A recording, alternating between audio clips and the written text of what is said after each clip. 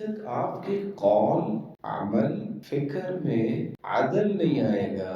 اس وقت تک آپ ان سارے کے سارے انعامات کو دامن میں سمیٹ نہیں سکیں گے جو نوجوانوں کے لیے، ان کی اچھی زندگیوں کے لیے اللہ ذوالجلال نے اپنی پیغمبر کی زبان سے بیان کر رہا ہے۔ وَإِذَا قُلْتُمْ فَاعْدِلُوا، جب بھی بات کرو عدل کی بات کرو۔ وَإِذَا حَكَمْتُمْ بَيْنَ النَّاسِ أَن تَحْكُمُوا بِالْعَدْلِ، آپ کے پاس کوئی فیصلہ آ جائے بالکل عدل کے میز کے مطابق آپ فیصلہ کریں، بھلے اس کا آپ کو نقصان نظر آ رہا ہے۔ عدالت میں، دیانت میں، صداقت میں کوئی جھول نہیں آنا چاہیے۔ آپ کو گالی دے رہا ہوگا کوئی، آپ کا مخالف بھی ہوگا، اور یہ نہیں ہو سکتا کہ آپ کا کوئی مخالف نہ ہو، آپ کی دنیا مخالفت کرے، آپ کے خلاف سازشیں کریں، وَلَا يَجْرِمَنَّكُمْ شَنَآنُ قَوْمٍ عَلَىٰ أَلَّا تَعْدِلُوا، آپ نے عدل پھر بھی نہیں چھوڑا۔ اگر یہ آپ کی کور ویلیوز میں چیز شامل ہو جائے تو آپ سمجھیے گا کہ آپ کے قدم قدم پہ رب کی رحمتوں کا نزول